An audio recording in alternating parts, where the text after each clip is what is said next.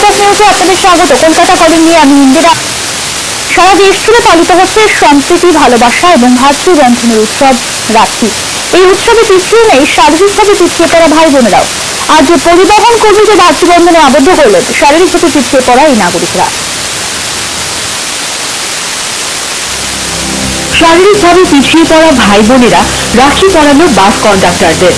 বাসে যাতায়াতের সময় তাদের প্রতিদিন সমস্যায় পড়তে হয় শারীরিকভাবে অক্ষমতার জন্য। রাখি বন্ধনের মাধ্যমে সম্পর্কের মিল বন্ধনে আবদ্ধ করে আগামী দিনে বাসের কন্ডাক্টর ভাইরা যাতে তাদের প্রতি আরো বেশি সহৃদয় হয়ে ওঠেন, তার জন্য একটি সংস্থার পক্ষ থেকে বাবুঘাটে রাখি বন্ধন উৎসবের আয়োজন করা হয়েছিল।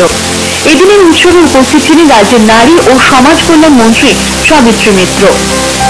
রাখি বন্ধন উৎসব আমরা করে থাকি প্রতি বছর।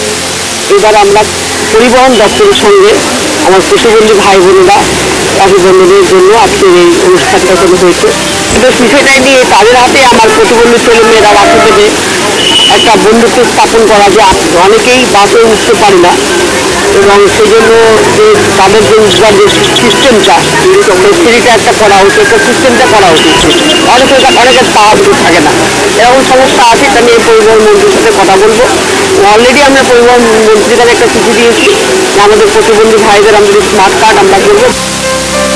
রাখি বন্ধনের পাশাপাশি শারীরিকভাবে পিছিয়ে পড়া মানুষেরা আগামী দিনে যাতে কোনোভাবেই কোনো পরিবহনে যাতায়াতের ক্ষেত্রে সমস্যায় না পড়েন, তার জন্য অতিরিক্ত পরিষেবা চালু করবে রাজ্য সরকার, এদিন বললেন সাবিত্রী মিত্র।